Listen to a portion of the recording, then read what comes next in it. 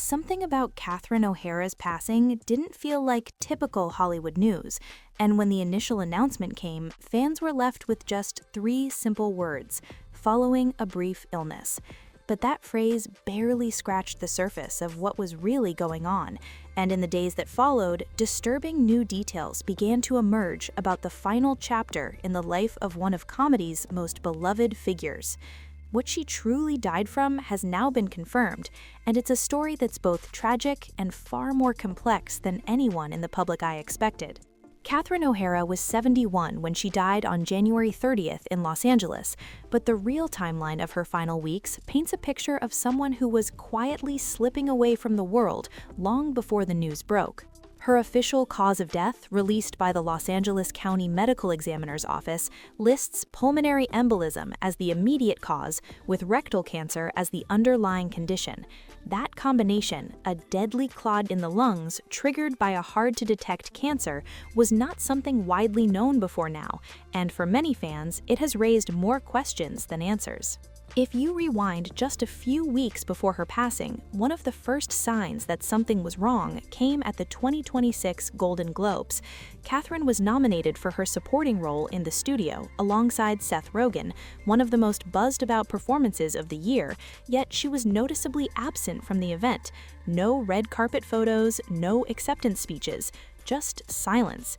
Audiences assumed scheduling conflicts or personal decisions, but in hindsight, that absence now feels like a subtle clue that she was already struggling. In fact, her last public moment wasn't at the Golden Globes at all. It was months earlier at the 2025 Emmy Awards, where she was a double nominee for her roles in The Studio and The Last of Us. She walked the carpet, she smiled for cameras, she seemed vibrant and sharp, and yet the contrast between that night and what we now know had already begun to unfold is almost heartbreaking. Friends, colleagues, and interviewers never sensed a looming crisis, in part because Catherine had always spoken candidly about aging, health, and mortality. She once admitted to having a rare heart condition, cardiac inversus, also known as dextrocardia with situs inversus, where her heart and internal organs were mirror-imaged from where they normally sit. Most doctors consider this condition harmless on its own, and Catherine even joked about it in interviews, saying she didn't think about age much at all. Her humor was always a shield, but this time it may also have been a window into her resilience.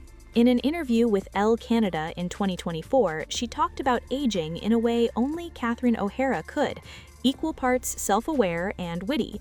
"I do think of age," she said, "but otherwise I rarely look in the mirror."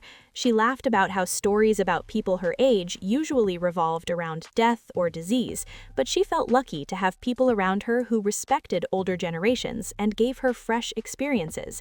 Anyone who watched her work knows she lived that truth. She embraced life, as even the years added up. But there was also a moment, years earlier, when she spoke to Vanity Fair about how she imagined she'd want to go when the inevitable finally arrived. And in classic Catherine humor, she described an ironic, almost cinematic image. "Laughing, surrounded by my old grandchildren who are telling me to let go already, Grandma." It's the kind of honest, slightly absurd image only she could paint, and for many fans, it feels both touching and eerily prophetic. Still, the reality of her final illness was far from a punchline. Rectal cancer, the condition listed as the underlying cause of her pulmonary embolism, is rarely discussed publicly, and when it is, it's usually wrapped in medical terminology that keeps it distant from the human stories behind it. In Catherine's case, it appears the disease was progressing quietly, only discovered too late to halt the chain of events that led to her death. Rumors on social media tried to fill the gaps early on. Speculation about long-term illness, theories about secret treatments in Europe, even wild guesses about what might have taken her so suddenly. But the official findings now give us a clearer picture. This wasn't an accident. This wasn't a dramatic medical twist. It was a slow, hidden fight that she fought privately, surrounded by family, until her final breath. And perhaps that's the most human part of all, a public figure who never stopped working, never stopped making people laugh, and who faced something deeply private with as much grace and humor as she could muster.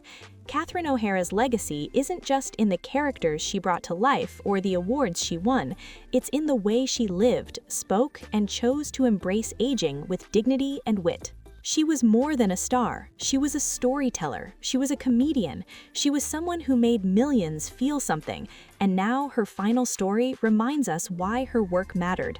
Thanks for watching. If you found this breakdown insightful, make sure to subscribe, hit the like button, and ring the bell so you never miss a deep dive like this.